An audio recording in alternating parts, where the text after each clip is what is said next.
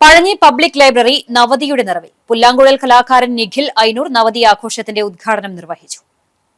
വായനശാല president K T Shajan അധ്യക്ഷത വഹിച്ചു. M Udayashankar, John B Pulikkottil, വായനശാല secretary Shaji K George, K S Sandra Maria, P K Anandan, Suresh Chullipparambil, K R Athira, P K Raveendran എന്നിവർ സംസാരിച്ചു. 1937 public ലൈബ്രറിയുടെ പ്രവർത്തനം തുടങ്ങിയത്. കെ ഐ മാത്തപ്പൻ പ്രസിഡന്റും പി സി ജോസഫ് സെക്രട്ടറിയും കെ ഐ ജോസഫ് ലൈബ്രറിയനുമായിട്ടാണ് പ്രവർത്തനം ആരംഭിച്ചത്.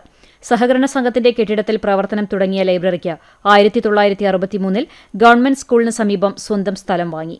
അടിയന്തരാവസ്ഥക്കാലത്ത് പ്രവർത്തനം നിലച്ച ലൈബ്രറി പിന്നീട് 1987 പുനരാരംഭിച്ചത്. സ്വന്തം കെട്ടിടത്തിൽ പ്രവർത്തനം തുടങ്ങിയ ലൈബ്രറിക്ക് 2003 കൊൽക്കത്ത രാജാറാം മോഹൻ റോയ് ഫൌണ്ടേഷന്റെ പുരസ്കാരം ലഭിച്ചു. 2010 ജില്ലയിലെ മികച്ച ലൈബ്രറിയായി തെരഞ്ഞെടുത്തു. ഇപ്പോൾ വായനശാലയ്ക്ക് കീഴിൽ വയോജനവേദി, വനിതാവേദി, യുവത, ബാലവേദി തുടങ്ങി ഒട്ടേറെ സംഘടനകൾ പ്രവർത്തിക്കുന്നുണ്ട്. നവതി ആഘോഷത്തിന് 1 വർഷം നീണ്ട പ്രവർത്തനങ്ങൾ നടത്തുമെന്ന് വായനശാല ഭാരവാഹികളായ K T Shajan, P S Sudhan, Shaji George, Tony P Sunny എന്നിവർ അറിയിച്ചു.